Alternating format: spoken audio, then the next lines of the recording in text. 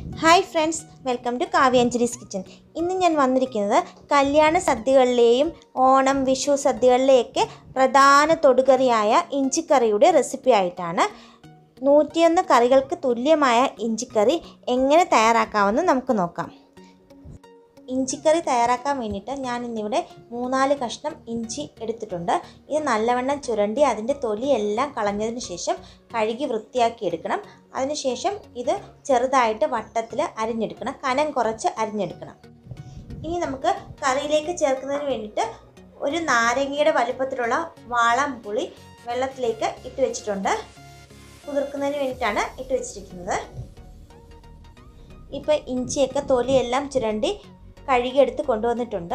ഇനി നമുക്ക് ഇതുപോലെ വട്ടത്തിൽ ഇങ്ങനെ ചെറുതായിട്ട് അരിഞ്ഞെടുക്കണം. നല്ലവണ്ണം കനം കുറച്ച് വേണം അരിഞ്ഞെടുക്കാൻ. ഇപ്പം നമ്മുടെ വട്ടം ഇച്ചിരി വലുതാണെങ്കിൽ അത് 2ആയിട്ട് മുറിച്ച് ചെറുതാക്കാം. അങ്ങനെ ഇഞ്ചിയെല്ലാം വട്ടത്തിൽ ചെറുതായിട്ട് അരിഞ്ഞെടുത്ത് കൊണ്ടുവന്നിട്ടുണ്ട്.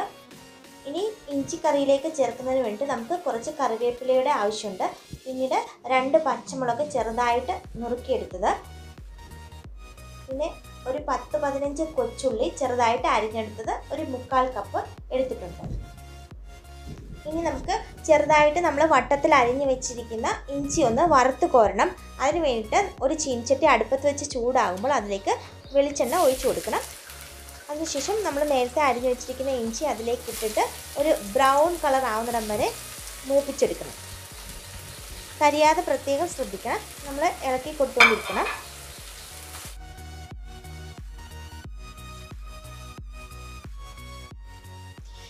ഇപ്പം നമ്മുടെ ഇഞ്ചിയൊക്കെ ചെറുതായിട്ട് ഇങ്ങനെ മൂത്ത് വരുന്നുണ്ട്.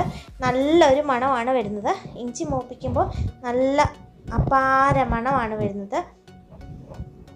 ഇപ്പം നമ്മുടെ ഇഞ്ചിയൊക്കെ ചെറുതായിട്ട് ബ്രൗൺ കളറായിട്ട് വന്നിട്ടുണ്ട്. ഇനി നമുക്ക് കുറച്ചും കൂടെ ഒന്ന് മൂത്ത് വരാനുണ്ട്. അപ്പം നമുക്ക് അതിന് വേണ്ടിയിട്ട് വെയിറ്റ് ചെയ്യാം. ഇപ്പം നമ്മുടെ ഇഞ്ചിയൊക്കെ നന്നായിട്ട് മൂത്ത് വന്നിട്ടുണ്ട്. ഇപ്പം ഇതുപോലെ മൂത്ത് വരണം. ഇനി നമുക്കിതെല്ലാം അങ്ങ് കോരി മാറ്റാം. ഇപ്പം നമ്മുടെ ഇഞ്ചിയെല്ലാം വറുത്ത് കോരി എടുത്ത് മാറ്റിയിട്ടുണ്ട്. ഇനി നമുക്ക് ആ എണ്ണയിൽ തന്നെ നമ്മൾ നേരത്തെ അരിഞ്ഞു വെച്ചിരിക്കുന്ന ചെറിയ ഉള്ളി കൂടി വറുത്ത് കോരി മാറ്റണം. അങ്ങനെ നമ്മുടെ ഉള്ളിയും ഇപ്പം നല്ലവണ്ണം മൂത്ത് വന്നിട്ടുണ്ട്. നമുക്ക് ഉള്ളിയും അങ്ങ് കോരി മാറ്റാം. ഇനി ഈ എണ്ണയിൽ തന്നെ നമുക്ക് നേരത്തെ അരിഞ്ഞു വെച്ചിരിക്കുന്ന പച്ചമുളകും കറിവേപ്പിലയും കൂടെ ചേർത്ത് കൊടുത്ത് ഒന്ന് മൂപ്പിച്ചെടുക്കണം. ഇപ്പം നമ്മുടെ കറിവേപ്പിലയും പച്ചമുളകും മൂത്ത് വന്നിട്ടുണ്ട്. ഇനി അതും അങ്ങ് കോരി മാറ്റാം. ഇപ്പോൾ ഇഞ്ചിക്കറിയിലോട്ടുള്ള ഇഞ്ചിയും ഉള്ളിയും കറിവേപ്പിലയും പച്ചമുളകും എല്ലാം നന്നായിട്ട് മൂപ്പിച്ചെടുത്ത് കൊണ്ടുവന്നിട്ടുണ്ട്. ഇനി നമുക്ക് ഇഞ്ചി മാത്രം മിക്സിയിലിട്ട് പൊടിച്ചെടുക്കാം. ഉള്ളി നമുക്ക് കൈകൊണ്ട് തന്നെ അങ്ങ് പൊടിച്ചെടുക്കാം. ചെറിയ തരിതരിപ്പോട് കിട്ടുന്നതിന് വേണ്ടിയിട്ടാണ് അങ്ങനെ ചെയ്യുന്നത്. മിക്സിയുടെ ജാറിലോട്ട് ഉള്ളിയൊക്കെ ഇട്ട് കൊടുത്താൽ നന്നായിട്ട് അങ്ങ് പൊടിഞ്ഞു പോകും. ഇനി നമ്മൾ ഉള്ളി പൊടിച്ചെടുത്തതിന് ശേഷം നമ്മൾ നേരത്തെ മാറ്റി വെച്ചിരിക്കുന്ന കറിവേപ്പിലയും പച്ചമുളകും മൂപ്പിച്ചെടുത്ത പച്ചമുളകും കറിവേപ്പിലയും കൂടെ ഈ ഉള്ളിയുടെ കൂടെ ഇട്ട് അതും ഒന്ന് കൈകൊണ്ടങ്ങ് പൊടിച്ചെടുക്കാം.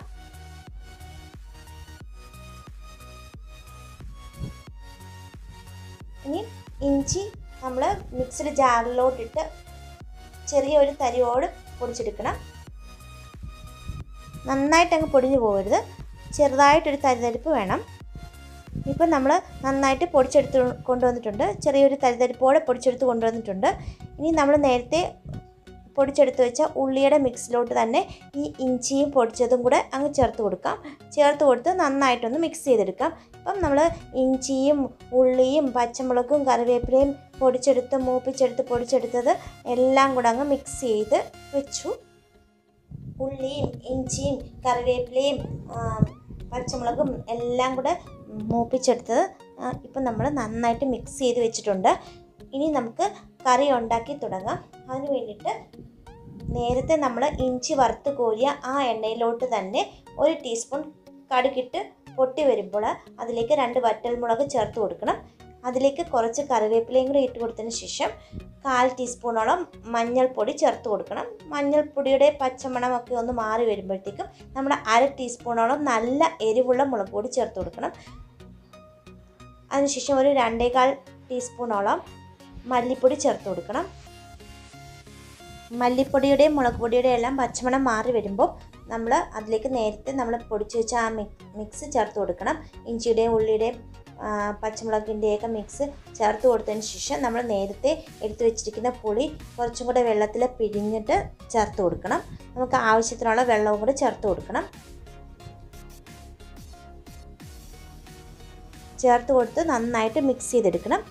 ഇനി അതിലേക്ക് ആവശ്യത്തിനുള്ള ഉപ്പും കൂടെ ചേർത്ത് കൊടുക്കണം.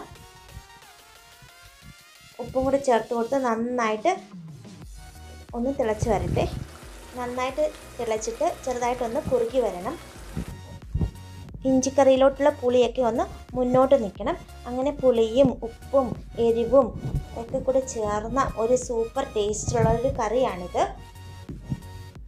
ഇത് ചെറുതായിട്ട് കുറുകി വരുമ്പോഴത്തേക്കും നമ്മൾ അതിലേക്ക് 1/4 ടീസ്പൂൺ ഉലുവാപ്പൊടിയും 1/4 ടീസ്പൂൺ കായപ്പൊടിയും കൂടെ ചേർത്ത് കൊടുക്കണം. ചേർത്ത് കൊടുത്തിട്ട് നന്നായിട്ട് അങ്ങ് മിക്സ് ചെയ്ത് അങ്ങ് എടുക്കണം. ഇപ്പോൾ നമ്മുടെ ഇഞ്ചിക്കറി റെഡി ആയിട്ട് വന്നിട്ടുണ്ട്. ഞാൻ ഇതുപോലത്തെ പരുവത്തിലാണ് എടുത്തിരിക്കുന്നത്. കുറച്ച് കഴിയുമ്പോൾ ഇത് ഒന്നും കൂടെ കുറുകി വരും.